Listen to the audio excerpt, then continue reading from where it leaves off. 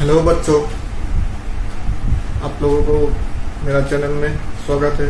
मेरा चैनल का नाम है Lucifer the universe of physics. आज जो वीडियो आप लोग देख रहे हैं उनमें से तो कोई कोई मुझे पहचानता है, क्योंकि मैं उससे पहले भी आप लोगों के लिए 4-5 वीडियो लेके आया हूँ, लेकिन वो एक्चुअली था बंगाली लैंग्वेज में, और वो एक्चुअली मेरे अपने जो स्टूडेंट है उन लोगों के लिए ही था। तो जब मैंने वो वीडियो यूट्यूब में अपलोड किया है तो कोई कोई लोग बोल रहा था कि सर आप वीडियो हिंदी में बनाइए, इंग्लिश में बनाइए, तो हम लोगों को भी पढ़ने में आसानी होगी। तो इसलिए मैं आप लोगों मतलब इंडियन सारे लोगों के लिए हिंदी और इंग्लिश लैंग्वेज यूज़ करके अभी जो हो सकेगा, मतलब जितना वीडियो हो सकेगा वो सब मैं लेके आऊँगा। तो फिलहाल मेरा नाम है कौशिक शाह और मैं त्रिपुरा का हूँ, त्रिपुरा का अगरतला का हूँ मैं, और मेरा फ़ोन नंबर, कॉन्टेक्ट नंबर सब कुछ बोर्ड पे लिखा हुआ है। तो जो जो मेरा वीडियो को पसंद आता है, जो जो मतलब मेरा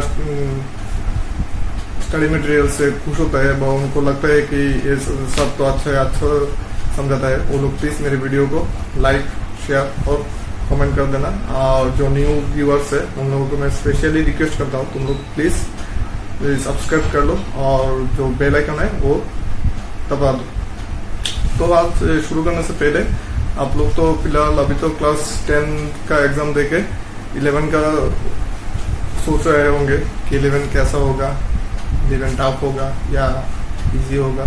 तो ज़्यादातर सबको पता है 11 तो टफ ही होगा, क्योंकि ये तो हायर क्लास है। तो ऐसा कुछ नहीं कि टफ है और इजी है। तो मैं तो जितना समझता हूँ जो साइंस का स्टूडेंट है वो लोग तो अच्छा ही होगा, क्योंकि जो लोग मार्क अच्छा लगता है क्लास 10 में वही लोग साइंस में घुसते हैं। तो मैं भी साइंस का ही स्टूडेंट हूँ और मैंने बीटेक किया हुआ है, 2015 में पास आउट हूँ नेरिस्ट इंस्टीट्यूट से। वो एक सेंट्रल यूनिवर्सिटी है, डीम्ड यूनिवर्सिटी।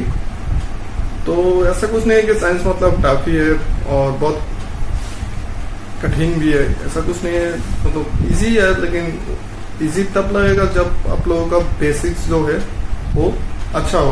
बेसिक्स मतलब है कि जो आप स्टार्टिंग से पढ़ रहे हो उसका नॉलेज बहुत अच्छा होना चाहिए। मतलब ये नहीं कि कुछ भी रट्टा मार लो, ऐसा कुछ मिल गया है कि सर नोट्स दे रहे हैं, चलो ये तो पढ़ना ही है, सर को होमवर्क करके देना ही है, इसलिए रट्टा मार के दे देता हूँ। ऐसा कुछ नहीं। तुम अपने बारे में सोचो, सर के बारे में मत सोचो। सर क्या समझता है क्या नहीं समझता है वो छोड़ दो। सर को अगर तुमसे परेशानी होती है तो तुमको क्या करेगा, कुछ डांटेगा, वो भी तुम्हारे अच्छे के लिए ही डांटेगा। और अगर तुमको समझने में प्रॉब्लम होती है तो तुम सर से बोलो कि सर मुझे समझने में प्रॉब्लम हो रही है। तो ऐसा है कि रट्टा मत मारो। मैं हर वीडियो में यही बात बोलता हूँ और मेरा अपना भी ख्याल ऐसा ही है कि हो सके जितना हो सके रट्टा मत मारो, क्योंकि साइंस का भी रट्टा मार के नहीं होता है। उसके लिए समझदारी की ज़रूरत है, समझना की ज़रूरत है। तो आज ज़्यादा कुछ नहीं बोलूँगा। आज तो जो लोग 11 में नया उठा है उन लोगों के लिए बिगिनिंग लेक्चर है। तो आज का वीडियो भी थोड़ा छोटा ही होगा।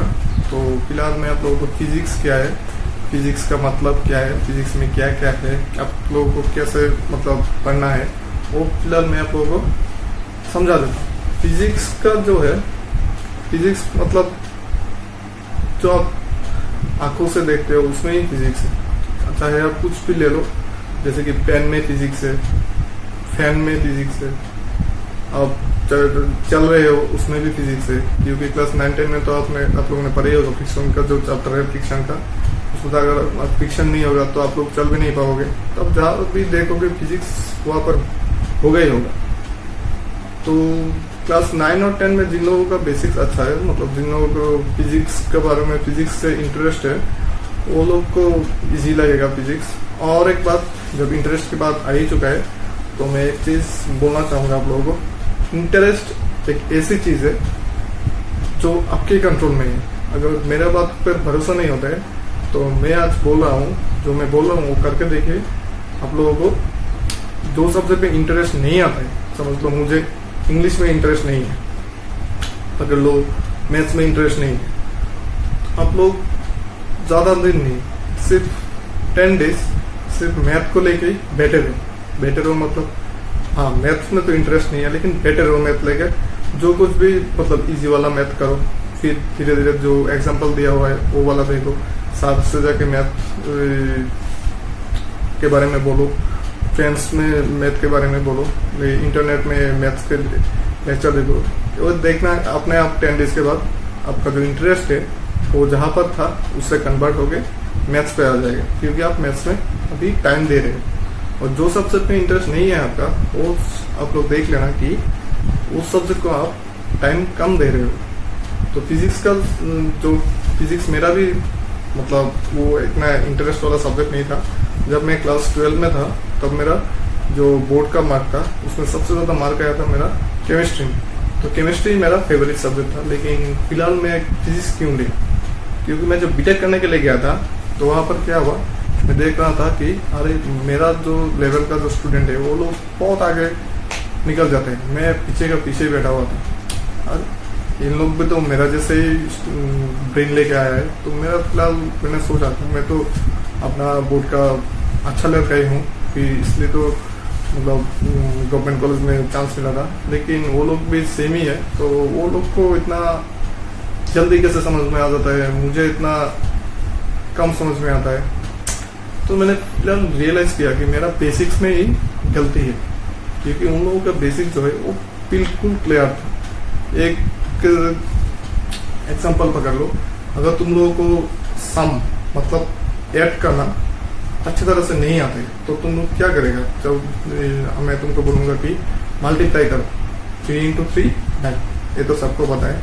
लेकिन जिन लोगों को सम नहीं आता वो 3 into 3 कैसे करेगा, इसलिए आपको सम अच्छी तरह से सीखना होगा, उसके बाद मल्टीप्लिकेशन, उसके बाद डिवीजन। तो ये स्टेप वाइज जाना है, क्योंकि आप कोई भी स्टेप जम मार देते हो तो नेक्स्ट वाला स्टेप में आप लोग कुछ नहीं कर सकते। तो इसलिए जो लोग अभी 10 देखे नया उठा है 11 में जाने वाला हो तुम लोग 11 में, उन लोगों को मैं रिक्वेस्ट करता हूँ कि आप लोगों का जो बेसिक्स है वो आप क्लियर रखिए। अगर आपको पकड़ लो 10 यूनिट है 11 में, आपको बेसिक क्लियर करने में ज़्यादा टाइम वेस्ट हो जा रहा है, लेकिन 10 यूनिट कवर नहीं हो रहे हैं तो आप उसमें छोड़ दो, 10 की जगह पे 9 यूनिट कर दो, लेकिन 9 यूनिट का बेसिक अच्छा रहो। फिर 10 यूनिट आप बाद में जब वैकेशन होगा या कोई टाइम मिलेगा उस वक्त आप 10 वाला यूनिट अच्छी तरह से समझ देना। एक बात हमेशा याद रखना कि जो 12 का बोर्ड है और एंट्रेंस है वो एक गेट है, वो एक रिवर और नदी है, उसके उस पर आपको जाना है, उसके उस पर है कॉलेज। उस पर जाने के लिए आपको 11-12 पढ़ना ही होगा, इस पर आप छोड़ नहीं सकते। तो अगर पढ़ना ही है तो अच्छे से ही पढ़ो। अगर तुम 11-12 अच्छे से पढ़ोगे तो तुम्हारा कॉलेज में भी अच्छा रिजल्ट ही होगा, क्योंकि तुम लोगों का बेसिक्स अच्छा रहेगा। तो फिलहाल आज मैं फिजिक्स के कुछ बेसिक्स पढ़े नहीं आप लोगों को बता देता हूँ। तो यहाँ पर तो फिलहाल मैंने लिखा है जो फिजिक्स का एक क्लास 11 का फर्स्ट चैप्टर है यूनिट्स एंड डायमेंशन। एक्चुअली ये भी बेसिक चैप्टर है। यूनिट्स एंड डायमेंशन तो आप लोगों को पता ही है। यूनिट्स मतलब जो किसका यूनिट क्या है, जो तुम मास का यूनिट क्या होता है, केजी होता है, ग्राम होता है, डिस्टेंस का यूनिट क्या होता है, सेंटीमीटर, मीटर, किलोमीटर, ये एक्सेट्रा एक्सेट्रा है। लेकिन तो उसका डायमेंशन एक तो चीज़ है जो मैं आप लोगों को धीरे धीरे समझा दूंगा। मैं घूस ले रहा हूँ।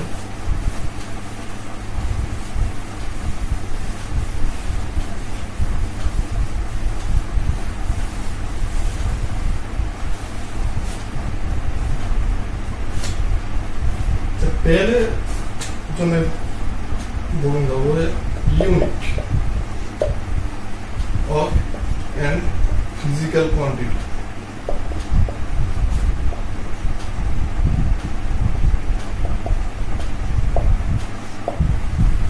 फिजिकल क्वांटिटी का ही यूनिट होता है। तो फिजिकल क्वांटिटी क्या है? जैसे कि फिजिकल क्वांटिटी मतलब जो लोग हम लोग जिसको देख सकता है, जिसको हम टच कर सकता है, वही है फिजिकल क्वांटिटी। जैसे कि मास पकड़ लो, मास हम देख भी सकता है, मास को हम पकड़ भी सकता है। फिर डिस्टेंस तुम कितना डिस्टेंस कवर किया है वो भी तुम देख सकता है। और जैसे वॉल्यूम, जो एक स्क्वायर है और एक फुटबॉल है और एक बॉल है, तो उसका वॉल्यूम भी तुम निकाल सकता है। जो एक बाकेट है उसका भी वॉल्यूम तुम निकाल सकते हैं, लेकिन उसका वॉल्यूम जो तुम देख सकता है, तो वही है। फिजिकल क्वांटिटी का एक यूनिट्स होते हैं जो जनरली बेसिक्स जो होता है, बेसिक फंडामेंटल, बेसिकली मास का यूनिट क्या है, केजी और किलोग्राम, ग्राम, डिस्टेंस का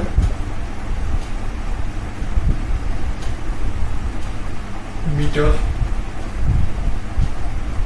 सेंटीमीटर,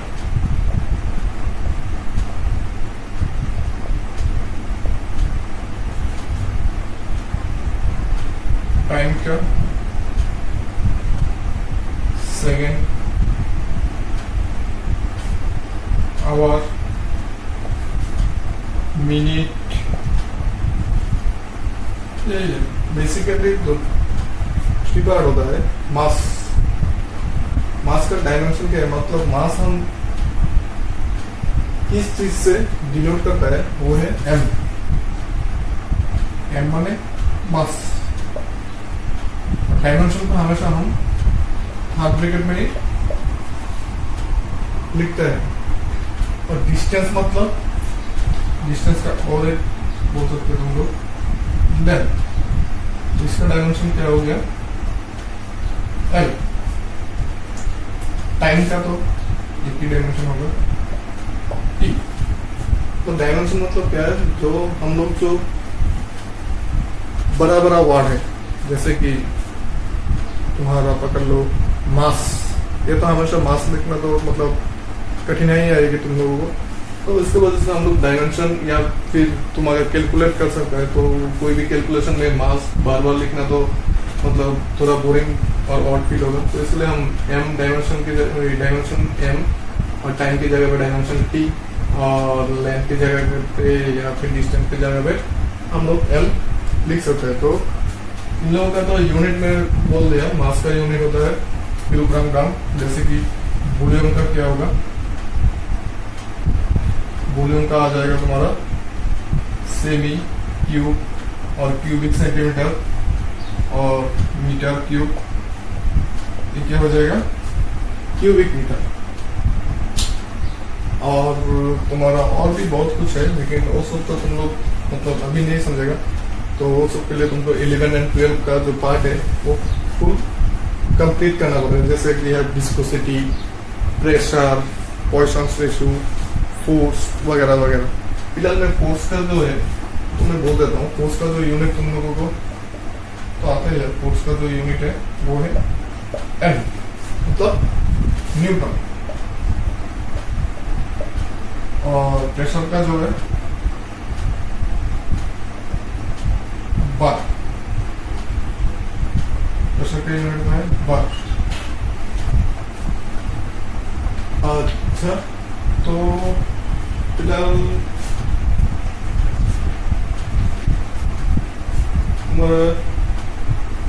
जो है fundamental unit, mass, distance and time, इन तीनों का जो यूनिट्स है मतलब केजी, मीटर, सेकंड, इन लोगों को फंडामेंटल यूनिट बोलते हैं।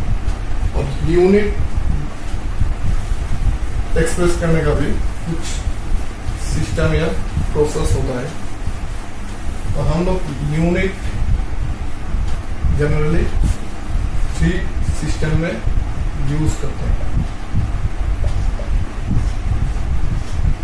CGS, MKS, SI, और एक है FPS। तो इन सब का फुल फॉर्म क्या है, इन सब का फुल फॉर्म का अगर तुम लोगों को पता चल गया तो इन सब चीज क्या है वो भी तुम समझ जाएगा। CGS मतलब सेंटीमीटर, ग्राम, सेकंड। MKS मतलब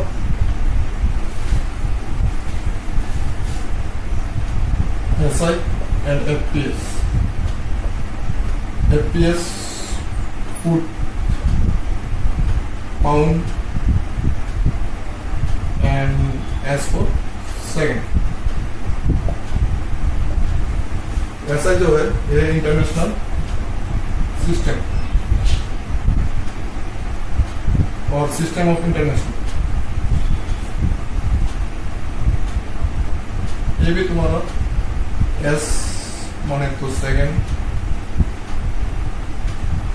K means kg, M means metre. ये और ये ऑलमोस्ट सेम ही होते हैं। MKS और SI जो यूनिट है वो ऑलमोस्ट सेम ही होता है। तो अब कोई भी पकड़ लो, किसी का भी मास का यूनिट जब लिखेगा तुम, CGS में जब लिखेगा मास का तब तुम क्या लिखेगा, ग्राम, और जो MKS में लिखेगा तब kg, SI में जब लिखेगा तब kg, और FPS में जब लिखेगा तब पाउंड। तो जनरली हम लोगों का जो सिलेबस है उसमें FPS नहीं यूज होता है, not in use in Indian system. Indian system में ये सब नहीं यूज होता। ये सब मतलब बाहर के लोग यूज करते हैं, इंडियन नॉन इंडियन या बाहर विदेशी लोग यूज करते हैं। जैसे कि आप लोग को सबको तो पता ही है, हम लोग जब WWE देखते थे बचपन में, मैंने बचपन में देखा था, लेकिन अब तो अभी बचपन में ही हो तो आप लोग भी WWE दिखते होंगे। तो उन लोगों का जो वेट है वो लोग देखना, जैसे कि बोलता है इतना पाउंड, जैसे कि बिग शू का वेट है 504 पाउंड, अंडरटेकर का 400 समथिंग पाउंड। तो वो लोग जो वेट मेजर करता है या मास मेजर करते हैं वो लोग पाउंड में मेजर करते हैं। तो यही है CGS मतलब, MKS मतलब, SI मतलब, FPS मतलब क्या है वो लोग वो समझ लो। लेकिन हम लोग फिलहाल हम लोग इम्पोर्टेंट जो है वो है CGS एंड SI, और MKS और SI ऑलमोस्ट सेम ही है। तो CGS का जो है वो centimetre, gram, second, and SI का जो है वो स्टैंडर्ड ऑफ इंटरनेशनल यूनिट, ये MKS का ही है, मतलब मीटर, केजी एंड सेकंड। तो फिलहाल हम लोग यूनिट जो है, यूनिट क्या है और क्यों, मतलब यूनिट हम लोगों को किस लिए चाहिए और यूनिट आखिर में क्या चीज होता है। अगर लोग तुमको तुम्हारे घर से दोस्त के घर जाना है तो तुम लोग कैसे जाओगे, पैदल ही जाओगे या बाइसाइकिल पे जाओगे या कार पे जाओगे। लेकिन अगर तुमको बोलना है कि मैं तुमको बोलूं कि तुम्हारा दोस्त का घर तुम्हारे घर से कितना दूर है, अगर तुम्हारे पास यूनिट नहीं होगा तो मतलब कुछ तो चाहिए होगा ना मेजरमेंट के लिए। तो वही है तुम लोगों का यूनिट्स मेजरमेंट के लिए, मतलब जो मीटर है या सेंटीमीटर है, किसी एक को तुम कांस्टेंट पकड़ लो। जैसे कि तुम अगर मान लो तुम्हारा जो वेट है वो तुम्हारा पापा से वेट का हाफ है, तो अगर मैं बोलूँ कि तुम्हारा पापा का वेट कितना है तो तुम क्या बोलेगा कि मुझसे डबल है। ये भी ठीक है, ये भी मैं समझ जाऊंगा, उससे डबल है तुम्हारा पापा का वेट। लेकिन एक तो यूनिट पकड़ना पड़ेगा, लेकिन मुझे तो ये नहीं पता होगा कि तुम्हारा वेट कितना है। तो 1 kg, 1 सेंटीमीटर, 1 मीटर, ये क्या है, कितना है, ये सबको पता है। जैसे कि 1 सेंटीमीटर मतलब इतना, 1 मीटर मतलब इतना हुआ। जैसे कि मेरा बोर्ड जो है ये 1 मीटर का है, तो ये सबको पता है कि ये 1 मीटर है। तो तुम्हारा हाइट कितना है, तो तुम बोल रहे हैं कि मेरा हाइट तो है 2.5 मीटर, तो मैं समझ जाऊंगा कि इसका हाइट तो इसका डबल से भी ज़्यादा है। तो किलोग्राम, जैसे केजी कितना होता है, मतलब 1 kg मास कितना होगा, ये सबको ही पता है। जब तुम बोलेगा कि मुझे 1 kg, 1 किलो शुगर दीजिए या 1 किलो आटा दीजिए, तब सबको पता होगा कि तुमको 1 किलो मतलब कितना देना है, क्योंकि वो भी 1 किलो के बारे में जानते हैं, तुम भी 1 किलो के बारे में जानते हो। तो यूनिट मतलब सबके मेजरमेंट की आसानी के लिए यूनिट जो है वो यूज होता है। तो यूनिट तो हम लोग एक्सप्रेस कर सकते हैं CGS, SI, FPS, MKS। तो हम लोगों के लिए MKS और SI ज़्यादा इम्पोर्टेंट है। तो यहाँ पर कुछ कुछ यूनिट में लिख देता हूँ, जैसे कि टेम्परेचर। टेम्परेचर का यूनिट क्या है? डिग्री सेंटीग्रेड और डिग्री एफ और केल्विन। जो ऐसा में होता है वो होता है केल्विन। फिर डिस्टेंस का जो यूनिट है और एक जो है लाइट ईयर। एक क्वेश्चन में आ सकता है कि लाइट ईयर क्या चीज का यूनिट है, तो ये क्या चीज का है? डिस्टेंस या लेंथ का।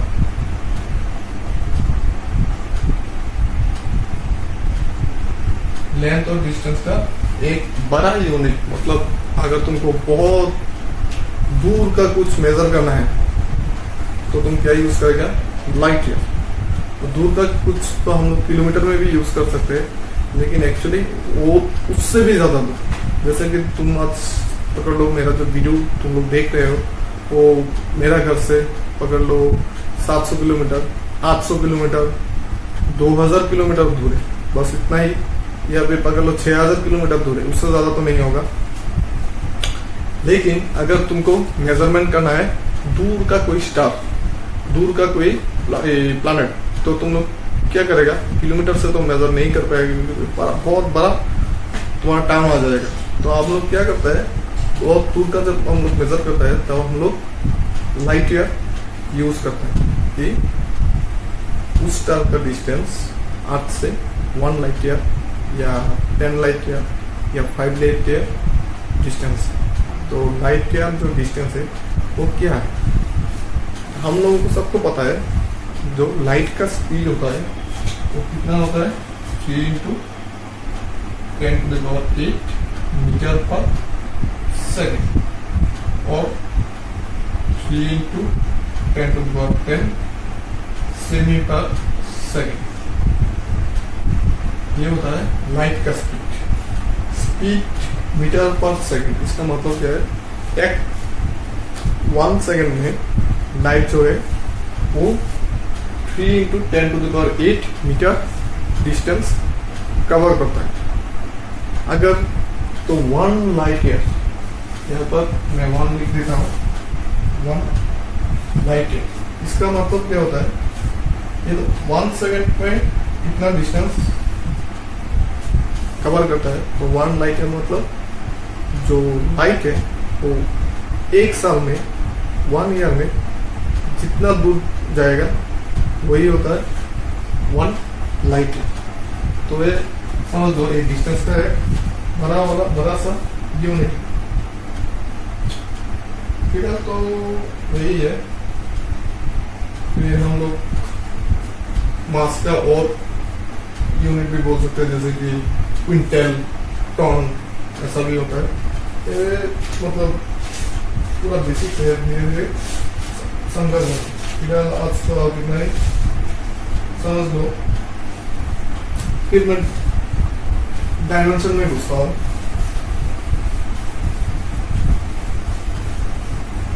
डायमेंशन तो मैं पहले भी बोल चुका हूँ। डायमेंशन मतलब हम कौन सी लेटर से, एक लेटर से या 2 लेटर से एक बड़ा वाला काम को डिनोट कर सकते हैं। तो जैसे कि हम लोगों ने, मैंने बोला था मास का जो डायमेंशन होता है वो होता है m, टाइम का जो डायमेंशन होता है वो होता है t, डिस्टेंस और लेंथ का जो होता है वो होता है l। अच्छा, अभी ये इनको यूज करके आपको कोई और चीज का भी डायमेंशन निकालना होगा। जैसे कि मैंने पकड़ लो, मैं तुमको क्वेश्चन बोलता हूँ कि what is the dimension of velocity.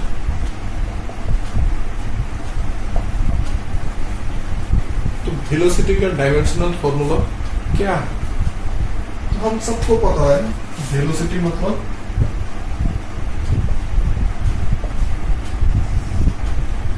Distance covered by tank means velocity मतलब अभी तो डिस्टेंस कवर क्या है? डिस्टेंस कवर मीन्स जो लेंथ है वही डिस्टेंस कवर है। पकड़ लो तुम अभी घर में है, तुमको कहीं पर जाना है, कहाँ जाना है? पकड़ लो कोई भी दुकान पे जाना है, तो तुम जब दुकान पे जाएगा तो कितना डिस्टेंस मतलब कितना डिस्टेंस तुम कवर किया है? तुम पैदल ही जाओ या साइकिल मार के जाओ या बाइक चला के जाओ या फिर कार होके जाओ, तो तुम्हारा डिस्टेंस कवर कितना हो गया? वही है डिस्टेंस। पकड़ लो तुम यहाँ पर अभी यहाँ से यहाँ पर तुम्हारा मूवमेंट हुआ मतलब शिफ्ट हुआ। तुम पहले इस जगह पे था, 10 मिनट पहले तुम इस जगह पे था, अभी तुम इस जगह पे आए, तो तुम्हारा कितना शिफ्ट हुआ है ये। तो ये तुम्हारा डिस्टेंस। तो डिस्टेंस का यूनिट क्या है? सॉरी डायमेंशनल फॉर्मूला क्या है? एल, टाइम का टी। तो ये भी तुम्हारा हो गया थर्ड ब्रैकेट में। तो टी को अगर मैं ऊपर ले जाऊं तो हम लोग क्या लिख सकता है? T to the power -1।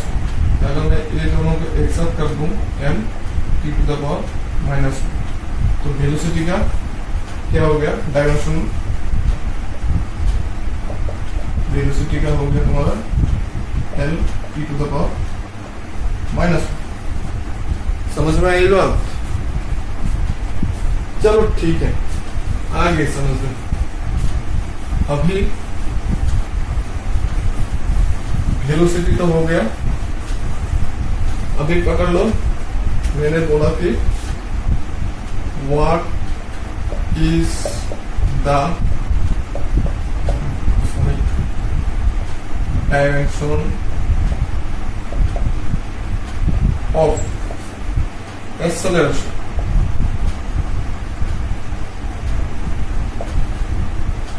तो एक्सेलरेशन क्या चीज है? Equal to velocity by time. Acceleration का डेफिनेशन क्या था?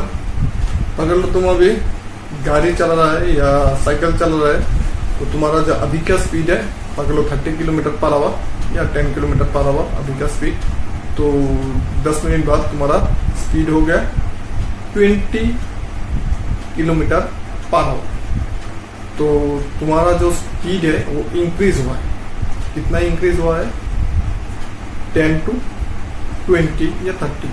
तो 10 to 20 अगर होता है तो 10 kilometre per hour speed, sorry 10 kilometre speed increase हुआ है 10 मिनट में, क्योंकि तुम्हारा जो स्पीड था वो 10 मिनट पहले था 10 किलोमीटर पर आवर, 10 मिनट बाद हुआ है 20 किलोमीटर पर आवर। मतलब ये जो है 10 मिनट में हुआ है। तो तुम्हारा 10 मिनट में कितना स्पीड इंक्रीज हुआ है?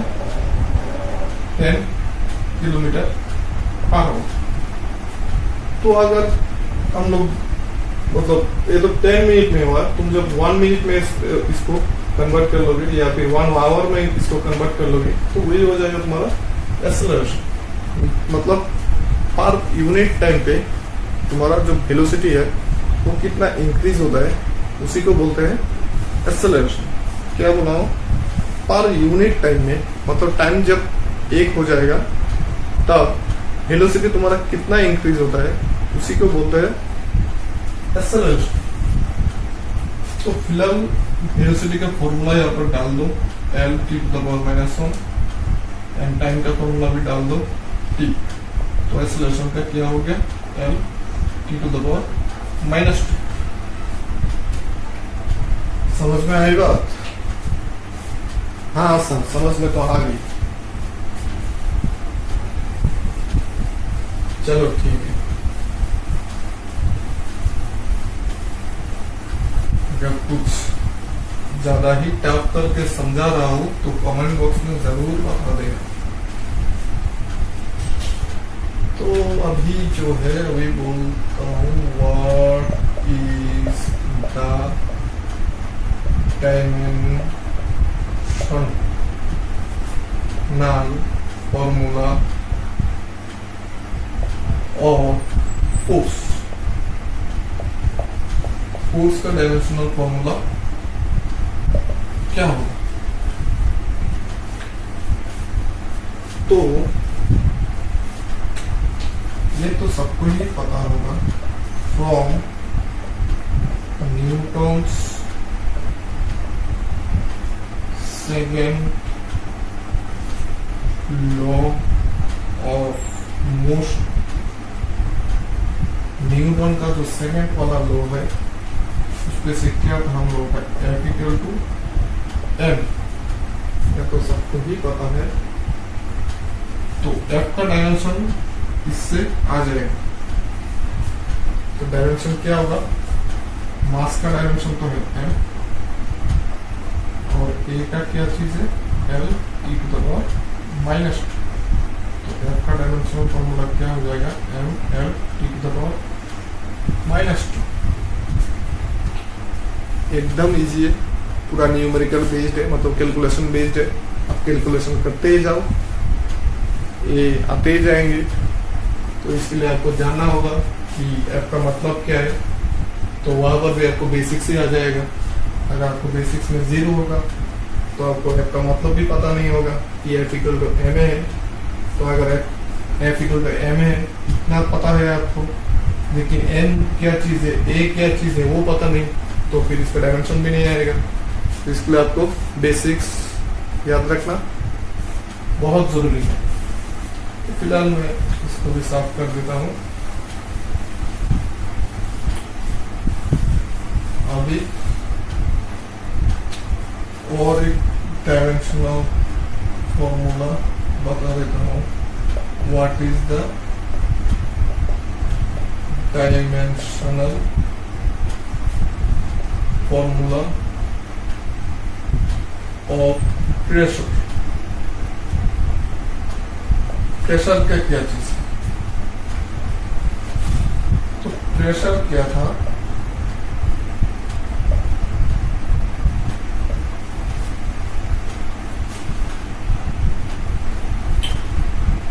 Force per unit area. Force तो हम सबको पता है, फोर्स क्या चीज है।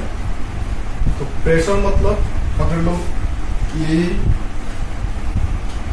एक एरिया, तो इसको ऊपर से फोर्स दिया है।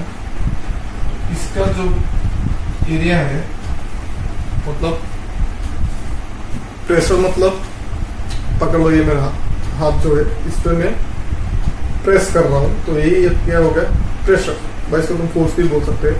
तुम जब इसको फोर्स बोलेगा, मैं कितना फोर्स अप्लाई किया, लेकिन जब प्रेशर की बात आएगी, मतलब मेरे हाथ के ऊपर पर यूनिट एरिया में कितना फोर्स अप्लाई हुआ है, वही होता है प्रेशर।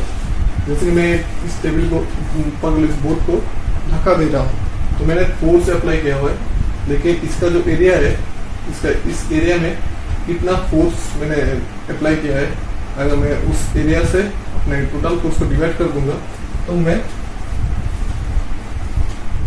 प्रेशर पे चला जाऊंगा। तो फिलहाल फोर्स का जो यूनिट और सॉरी डायमेंशन है वो तो हम सबको पता है, m L e to the power -2। Third bracket में था एरिया। अभी एरिया का डायमेंशन क्या है? लेंथ का डायमेंशन तो हम सबको पता है कि L है। तो एरिया मतलब कोई भी एक टू चीज पकड़ लो, रेक्टेंगल, मतलब रेक्टेंगल का क्या होता है? जो बड़ा वाला होता है वो होता है लेंथ, छोटा वाला ब्रेथ। तो लेंथ को हम L से डिनोट करता है, ब्रेथ को भी L से ही डिनोट करता है, क्योंकि दोनों का यूनिट मीटर है, मतलब डिस्टेंस है। तो हम लोग L से ही डिनोट करते हैं लेंथ और ब्रेथ को। और इजी करने के लिए इसका स्क्वायर पकड़ लो। एक स्क्वायर का एरिया क्या होगा? L इंटू L, मतलब साइन इंटू साइन। तो एक ट्राइंगल पकड़ लो, ये हाइट है, तो ये बेस है, तो इसका क्या आएगा area, half into base into height. Base का भी डायमेंशन है एल, हाइट का भी डायमेंशन है एल, क्योंकि इन दोनों को मेजर करता है मीटर, सेंटीमीटर, किलोमीटर। तो एरिया का क्या आ जाएगा dimension, L square, L into L. Area का क्या आ जाएगा, एल इंटू एल, क्योंकि लेंथ का डायमेंशन भी एल है, ब्रेथ का डायमेंशन भी एल है। यहाँ पर भी एल और एल ही है, यहाँ पर भी एल और एल ही। तो ये करने से क्या हो जाएगा, एम एल का पावर तो यहाँ पर 1 है, ये जब ऊपर में जाएगा तो माइनस होगा, 1 माइनस 2, और टी का तो सी 2 है, रहने दो इसको। M L to the power minus 1 आ जाएगा, T to the power minus 2 आ जाएगा। फिलहाल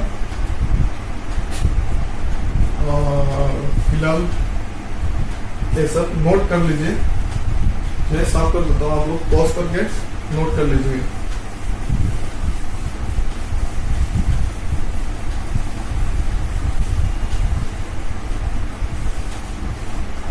तो फोर्स भी हो गया, प्रेशर भी हो गया। तो अभी क्या कर सकते हैं, चलो करते हैं work done. Work done means तुम लोग कितना काम किया है। तो वर्क डन तो सबको ही पता है। वर्क डन कब होता है, पकड़ लो हम किसी चीज पे फोर्स अप्लाई कर रहे हो, और फोर्स अप्लाई करने के बाद मतलब उसको धक्का देने के बाद इसका डिस्प्लेसमेंट होगा। जनरली फोर्स हम कोई भी चीज पे अप्लाई करें उसका डिस्प्लेसमेंट होगा ही होगा। हाँ, उस फोर्स का उस मेजरमेंट होना चाहिए। अगर तुम इतना बड़ा बिल्डिंग के ऊपर इतना छोटा सा फोर्स अप्लाई कर रहे हो तब तो भाई नहीं हटेगा बिल्डिंग। लेकिन तुम इतना बड़ा बिल्डिंग के ऊपर बहुत ज्यादा फोर्स अप्लाई किया, जैसे कि बहुत बड़ा तुम बुलडोजर लेके उस पे चला दिया, तब तो ये बिल्डिंग डेफिनेटली टूट जाएगा, मतलब उसका डिस्प्लेसमेंट होके भी जाएगा। तो वही फोर्स अप्लाई करने से डिस्प्लेसमेंट होगा ही होगा, लेकिन वो आपके डिपेंड होता है कि आप कितना फोर्स अप्लाई किया है। तो जनरली अगर डिस्प्लेसमेंट नहीं होता है, अगर आप लोग फोर्स अप्लाई करके भी डिस्प्लेसमेंट नहीं कर पाए, तो आपका जो वर्क डन है वो नहीं होगा। रिपीट करता हूँ, अगर आप कोई भी चीज के ऊपर फोर्स अप्लाई कर रहे हो लेकिन उसका जो है डिस्प्लेसमेंट नहीं हो रहा है, मतलब वो नहीं हट रहा है। जैसे कि एक वॉल है, वॉल पे जाके आप लोग फोर्स अप्लाई करो, मतलब उसको जोर जोर से धक्का लगा तो उसका डिस्प्लेसमेंट नहीं होगा। तो पकड़ लो तुम्हारा जो मम्मी है ऑफिस में जाने के टाइम पे तुमको बोल के गया है कि जो स्कूल का बैग है वो तुम बेड के ऊपर से टेबल के ऊपर रख देना। तो तुम्हारा मम्मी और पापा ऑफिस से आके चेक करेगा कि बैग जो है वो बेड के ऊपर ही पड़ा हुआ है। तो वो लोग क्या बोलेगा कि तू कमीना बहुत निकम्मा है, एक भी काम ठीक तरह से नहीं करता। इसका मतलब क्या है कि बैग जो है उसका डिस्प्लेसमेंट ही नहीं हुआ है, मतलब तुम उसको हटाए ही नहीं, तो तुम्हारा वर्क डन भी 0 है।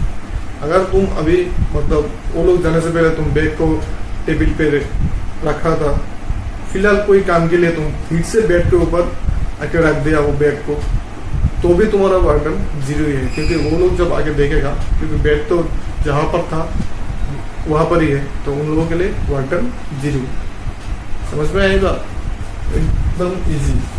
तो वर्क डन हम कैसे मेजर कर रहे हैं, W equal to work done को डिनोट करता है W से, तो W equal to force into, इधर लिख देता हूँ work done equal to force into displacement और डिस्टेंस।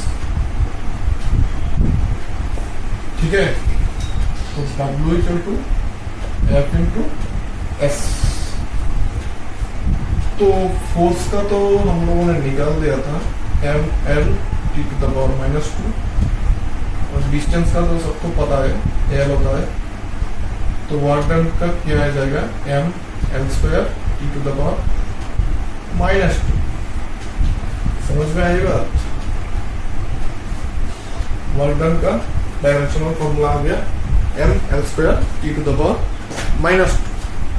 अच्छा, तुम लोगों का जो वेलोसिटी है वो अगर समझ में प्रॉब्लम हो रही है कि वेलोसिटी, एक्सेलरेशन ये सब क्या है, तो मैं बोल दूं तुम लोगों का जो नेक्स्ट यूनिट है वो है मोशन इन वन डायमेंशन। उसमें ये सब तो बहुत ज़्यादा है, तो वहाँ पर जाके तुम लोगों का बेसिक जो है वो क्लियर हो जाएगा। जैसे कि वर्क डन का जो भी है, वर्क डन क्या है, फोर्स क्या है, फोर्स का भी एक अलग तरह से चैप्टर है तुम लोगों का, वर्क डन का भी एक अलग तरह से चैप्टर है तुम लोगों का, वेलोसिटी, एक्सेलरेशन वो सब का भी तुम लोग का अलग तरह से चैप्टर है। तो वो चैप्टर में जब हम लोग जाएंगे एक साथ, तब आप लोग भी चलना हमारे साथ। मैं अकेला जाके क्या करूँगा, वो अकेला जाके तो बोर हो जाऊंगा। आप लोग भी चलिए हमारे साथ उस चैप्टर में। जब हम लोग उस चैप्टर में जाएंगे तब उस चैप्टर में हम लोग एक अच्छी तरह से समझेंगे, ठीक है।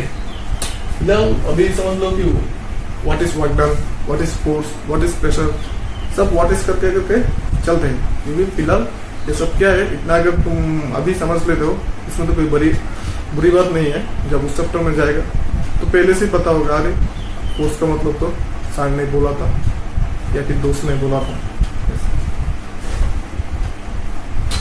अच्छा, तो वर्क डन का तो आ गया डायमेंशनल फॉर्मूला, नोट कर लीजिए। उसके बाद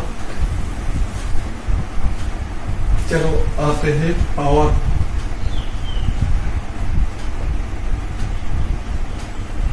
पावर क्या चीज था तो सबको ही पता है, work done by time. Per unit time पे जितना वर्क डन तुम कर सकता है वही होता है पावर। ये तो शायद क्लास 3 के बच्चे लोगों को भी पता होगा। पर यूनिट टाइम पे कितना वर्क डन तुम कर सकता है वो होता है पावर। जैसे कि कर लो, किसका पावर ज़्यादा है, किसका पावर कम है। हम लोग बोलते हैं कि यार भाई उसका तो पावर बहुत ज़्यादा है, उसका पावर कम है। जैसे कि पकड़ो एक मोटर, इलेक्ट्रिक मोटर या कोई भी मशीन पकड़ लो, ऊपर ऐसा कुछ पकड़ लो, तो ऊपर का पावर ज़्यादा होने से क्या होगा, उसका इंटेंसिटी जो है वो बहुत ज़्यादा होगा, मतलब बहुत दूर जाएगा उसका साउंड। मतलब वो पर यूनिट टाइम पे वर्क डन ज़्यादा करेगा, बहुत दूर तक अपने साउंड को पहुँचाएगा। और एक साइकिल या एक बाइक ही समझ लो, बाइक का पावर अगर ज़्यादा होगा वो तुमको पर यूनिट टाइम पे बहुत ज़्यादा दूर पहुँचाएगा। मतलब उसका स्पीड जो है, उसका एक्सेलरेशन जो है पर यूनिट टाइम पे बहुत ज़्यादा होगा। तो वही एक्सेलरेशन ज़्यादा होने से वो बहुत ज़्यादा डिस्टेंस कवर करेगा। डिस्टेंस कवर करने से तो तुम्हारा वर्क डन भी ज़्यादा होगा। तो जो जितना ज़्यादा वर्क डन कर सकता है पर यूनिट टाइम पे, उसका पावर उतना ज़्यादा होता है। तो पावर मतलब वर्क डन बाई टाइम। और वर्क डन क्या चीज़ था, force into displacement by time. तो फोर्स का क्या था, mL/(T⁻²), S का था L, T का था T, टाइम का T। तो ये अगर हम सब लोग एक कर देते हैं तो mL², ये जब ऊपर जाएगा तब और भी -1 हो जाएगा, तो -2 -1 तो आ जाएगा mL²T⁻⁻3। ये हो गया तुम्हारा पावर का डायमेंशनल फॉर्मूला। समझ में आई बात? चलो मैं ये भी सब कर देता हूँ। और भी बहुत कुछ है ये, लेकिन अभी नहीं समझाऊंगा। ये जब क्लास 11 और 12 पे उस चैप्टर पे जाऊंगा तभी तुम लोगों को बताऊंगा, क्योंकि अभी तो तुम लोगों के सर पे ऊपर से जाएगा। जैसे कि electric field,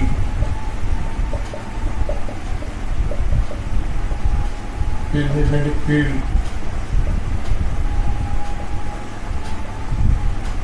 viscosity, Planck's constant, इन सब का भी डायमेंशनल फॉर्मूला होता है। स्टीफेंस कांस्टेंट,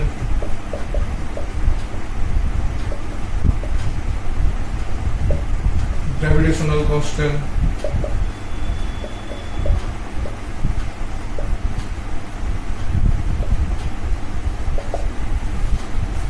इन सब का जो डायमेंशनल फॉर्मूला है और भी बहुत ज़्यादा है, बहुत कुछ है। वो मैं PDF फॉर्मेट में या फिर JPG फॉर्मेट में कमेंट बॉक्स पे मैं अपलोड कर दूंगा, या फिर जिन लोगों को चाहिए होगा वो लोग व्हाट्सअप नंबर पे व्हाट्सअप कर देने के सर हम मुझे ये सब चाहिएगा, नाम बोलने की भी ज़रूरत नहीं है, आपको चाहिए तो डायरेक्ट मैसेज कर देना कि चाहिए, मैं आपको व्हाट्सएप में भेज दूँगा। तो आज के लिए इतना ही काफ़ी है। तो नेक्स्ट चलो हम चले जाते हैं मोशन इन वन डायमेंशन पे। नेक्स्ट लेक्चर में उस पर रेडी करूँगा। तो मोशन इन वन डायमेंशन में आपको वेलोसिटी आएगा, एक्सेलरेशन आएगा, तो मतलब कुछ ग्राफ वगैरह होगा, न्यूमेरिकल होगा, 2-4 इक्वेशन होगा। तो चैप्टर मतलब इजी है, छोटा भी है, मज़ा भी आएगा। तो उसके बाद उसके रिलेटेड जो है प्रोजेक्टाइल मोशन है, मीन्स मोशन इन 2 डायमेंशन, वो भी इजी है। उसके बाद वेक्टर बोल के है, तो वेक्टर थोड़ा मतलब तुम लोगों के लिए नया होगा, तो थोड़ा सेंस से टफ लग सकता है, लेकिन वेक्टर भी बहुत इजी है, आप लोगों को मैथ्स में भी मिलेगा वेक्टर। तो आज के लिए इतना ही काफ़ी है। आज का जो वीडियो है वो आप लोगों को कैसा लगा, क्या क्या बुराई है इसमें, क्या क्या अच्छाई है इसमें, कुछ भी मतलब कोई भी दिल चाहे कुछ भी कमेंट मारने को दिल चाहे मार दो कमेंट, लेकिन ज़रूर कमेंट करना, क्योंकि मुझे भी पता चलना चाहिए कि आप लोगों के वीडियो कैसा लगे। अगर कुछ खराबी आए मुझ पर या मेरा समझाने का ढंग आपको पसंद नहीं आए तो कमेंट में चलें, मैं वो सब मतलब चेंज करने के लिए सोचूंगा, या जितना हो सके चेंज करके लोगों को फिर से समझाऊंगा। अगर कोई भी प्रॉब्लम हो, जैसे कि वेलोसिटी, फोर्स या विस्कोसिटी, या फिर कोई भी आज मैं जो समझाऊँ उसमें कोई भी टर्म, कोई भी कमेंट बॉक्स पर बता दीजिए कि सर मुझे ये समझ में नहीं है, मैं नेक्स्ट वीडियो में ज़रूर ये समझा दूँगा। तो आज के लिए इतना ही काफ़ी है। ठीक है बच्चों, चलता हूँ, टाटा।